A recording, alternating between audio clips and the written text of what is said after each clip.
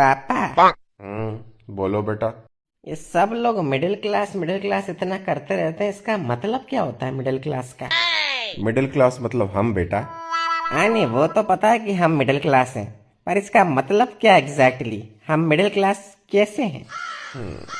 विस्तार में बताता हूँ चलो तुमको। देखो बेटा, एक बार एक गांव होता है जिस गांव में 3 लोग रहते हैं।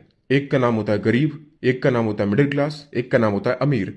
अब गांव में सभी लोगों को सुविधा मिल सके, इसके लिए यह तय होता है कि सभी लोगों को टैक्स देना पड़ेगा, महीने का 100 रुपए। गरीब इतना कमाता नहीं है तो वो टैक्स भर नहीं सकता। अमीर के पास अपने जुगाड़ है तो वो कुछ ना कुछ करके अपना टैक्स बचा लेता है। अब बचा मिडिल क्लास जिसको पूरा टैक्स भरना पड़ता है।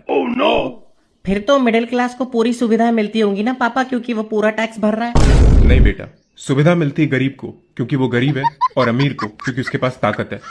तो हमें क्या मिलता है पापा? बेटा, हमें मिलता है एक सर्टिफिकेट कि हम गरीब और अमीर दोनों के अन्नदाता हैं। हमारे टैक्स के पैसों से गरीब के घर में राशन पानी भिजवा देती है सरकार, और हम जो लोन के ऊपर बैंक को इंटरेस्ट का पैसा देते हैं, वही पैसा बैंक किसी अमीर आदमी को देता है ताकि वो अमीर आदमी इस देश को छोड़कर भाग जाए। तो इन शॉर्ट बेटा, हम इस देश के सुपर हीरो हैं। अन्नदाता हैं हम गरीबों और अमीरों के। मिडिल क्लास बहुत बड़ा सुपर हीरो। समझ गया पापा।